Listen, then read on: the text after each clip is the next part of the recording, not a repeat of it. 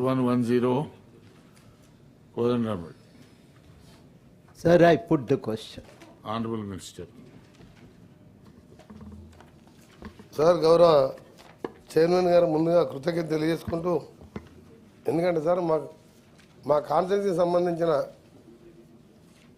Medical bill గురించి మా దామన్న గారికి ఆనరబుల్ మినిస్టర్ గారికి చెప్పినందుకు మీకు, దాని తర్వాత మీ పర్మిషన్తో ఈరోజు ప్రశ్న అడిగిన గౌరవనీయులు ప్రొఫెసర్ కోదండరామ్ గారు తెలంగాణ ఉద్యమంలో కీలక పాత్ర పోషించి ఆ తర్వాత తెలంగాణ రాష్ట్రం వచ్చిన తర్వాత కూడా 10 సంవత్సరాలు ప్రజల గొంతుకగా ఉంటూ ఎమ్మెల్సీగా ఎన్నికై వారు చట్టసభకు రావడం చాలా సంతోషకరమైన వార్త.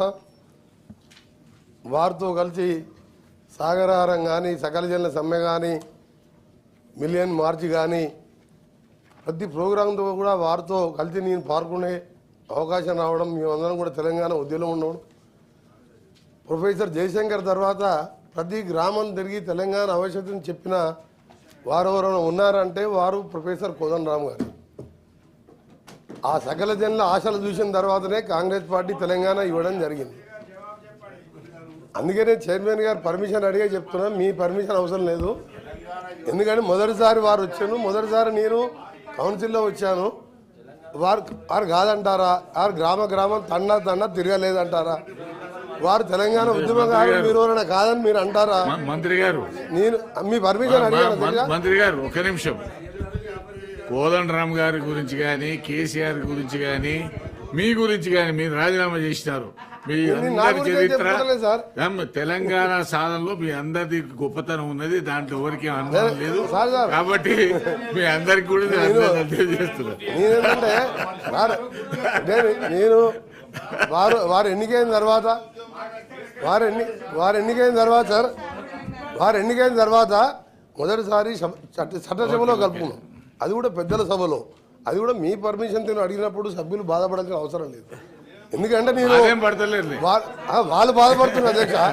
ఎందుకంటే వాళ్ళు ఎందుకు బాధపడుతున్నారు అంటే ప్రొఫెసర్ జయశంకర్ తర్వాత తెలంగాణ రాష్ట్ర ఏర్పాటు ఆవశ్యకతను నేను అడిగింది.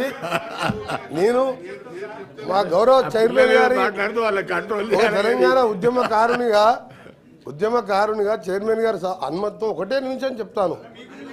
మీరు ఉన్న మాట తండా గ్రామం అనేది లేకుండా ప్రతి సమయంలో వారు తిరిగినది నేను ప్రత్యక్షంగా చూశాను. కాబట్టి మొదటిసారి కలిసినందుకు వారిని అభినందిస్తూ పర్మిషన్తో మాట్లాడిన దీన్ని మీరు అవసరం లేదు.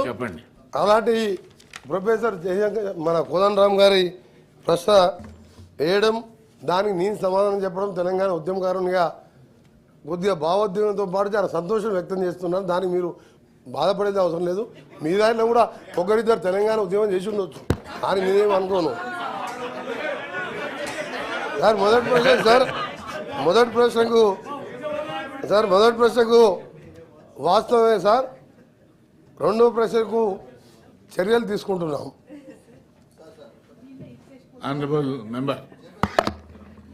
సార్ ఇక్కడ మియాపూర్ వరకు మనకు ఎంత సమయం పడుతుందో మియాపూర్ దాటినాక అంతకంటే ఎక్కువ సమయం పడుతుందా సార్? అది ఫ్లైఓవర్ నిర్మాణం జరగటం ఒక కారణం, కానీ సైడ్కు ఉన్న ఆ సర్వీస్ రోడ్లు కూడా సరిగ్గా లేకపోవటం చేత అది చాలా ముఖ్యమైన జాతీయ రహదారి.